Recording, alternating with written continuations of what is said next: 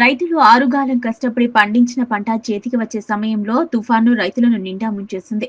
సిద్దిపేట జిల్లా గజ్వేల్ నియోజకవర్గంలో కురిసిన భారీ వర్షాలకు కోతకు వచ్చిన వరి పంటతో పాటు నష్టం వాటిల్లింది. పొలంలో చేతికి వచ్చిన పత్తి నల్లబారడంతో రైతుల కష్టం కన్నీళ్లను మిగిల్చింది. వరుసగా కురుస్తున్న వర్షాలకు రైతులు వేసిన పంటలు దెబ్బతినడంతో ఈ వానాకాలం సాగు రైతులను బాధకు గురి చేస్తుంది. పలు గ్రామాల్లో వరిధాన్యం నీళ్లలో మునిగిపోవడం, మొక్కజొన్నలు తడిసిపోయి మొలకెత్తడం, పత్తి పంట ఎర్రబారడం తదితర పంటలకు వర్షానికి దెబ్బతినడంతో రైతులకు కన్నీళ్లే మిగిల్చాయి. కల్లాల వద్ద మొక్కజొన్నలు మొలకెత్తడంతో ధర పెట్టడం లేదని రైతులు వాపోతున్నారు. వ్యవసాయ అధికారులు స్పందించి జరిగిన పంట నష్టాన్ని వివరాలు సేకరించి తమకు న్యాయం చేయాలని రైతులు కోరుతున్నారు. ఆ ఊరి పేరు లింగరాజపేట, మండలం గజ్వేల్, డిస్ట్రిక్ట్ సిద్దిపేట. నేను 2 రోజుల కోలే కాల వర్షాల వల్ల మా ఎకరంన్నర పంట భూమి నీలమట్టం అయింది. మొత్తం వాటరే ఉన్నాయి. అక్కడ చెరువు, ఇక్కడ పొలంలో నీరు. ఇవి తగ్గడానికి మినిమం 20 days 1 month అవుతుంది. చేతికొచ్చిన పంట ఆగమైంది, తినేదానికి వచ్చింది, అంతా మొలకొచ్చింది విత్తనం. దీన్ని వ్యవసాయ అధికారులు పరిశీలించి ఏమైనా సహాయం చేయగలరని కోరుతున్నాం.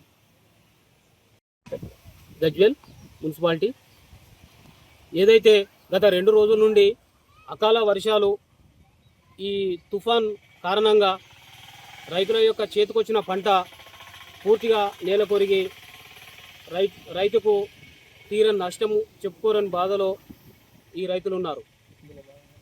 అందులో భాగంగా గజ్వేల్ ప్రజ్ఞాపూర్ మున్సిపాలిటీ పరిధిలోని లింగరాజ్పేట గ్రామంలో ఈ యొక్క రైతు 321 సర్వే నెంబరు గల భూమిలో ఎకరంన్నర పంట వేయడం జరిగింది. గత 2 రోజులు కురిసిన వర్షానికి పూర్తిగా ఒక 2 గజాల హైట్ తోటి వాటర్ ఫ్లోయింగ్ కావడం వల్ల ఆ వరి గొల మొత్తం నీలమట్టం అయింది. కావున దీన్ని వ్యవసాయ అధికారులు కానీ, రాష్ట్ర ప్రభుత్వం కానీ ఈ యొక్క రైతును ఆదుకొని, అదేవిధంగా కేంద్ర ప్రభుత్వం ఇస్తున్నటువంటి ఫసల్ బీమా యోజనను కూడా అమలు చేస్తే రాష్ట్ర ప్రభుత్వం తమ కొంత వాటా చెల్లిస్తే కూడా ఈ కేంద్ర ప్రభుత్వం కూడా చెల్లించడానికి కూడా సిద్ధంగా ఉన్నది. ఆ యొక్క స్కీమును కానీ అమలు చేస్తే ఈ రైతుకు కానీ, రాష్ట్ర ప్రభుత్వం కానీ అత్యధికంగా రైతుకు మేలు జరుగుతుంది. ఈ విధంగా మేలు చేయాలని ఈ రాష్ట్ర ప్రభుత్వాన్ని నేను తెలియజేస్తున్నాను. తక్షణమే ఈ యొక్క వ్యవసాయ అధికారులు కానీ ఈ యొక్క రైతు దగ్గరికి వచ్చి పంట నష్టం అంచనా వేసి ఆ యొక్క వరి ధాన్యం పూర్తిగా మొలకెత్తడం జరిగింది. ఇప్పుడే మేము పరిశీలించడం జరిగింది. గోల మొత్తం మొలకొచ్చింది.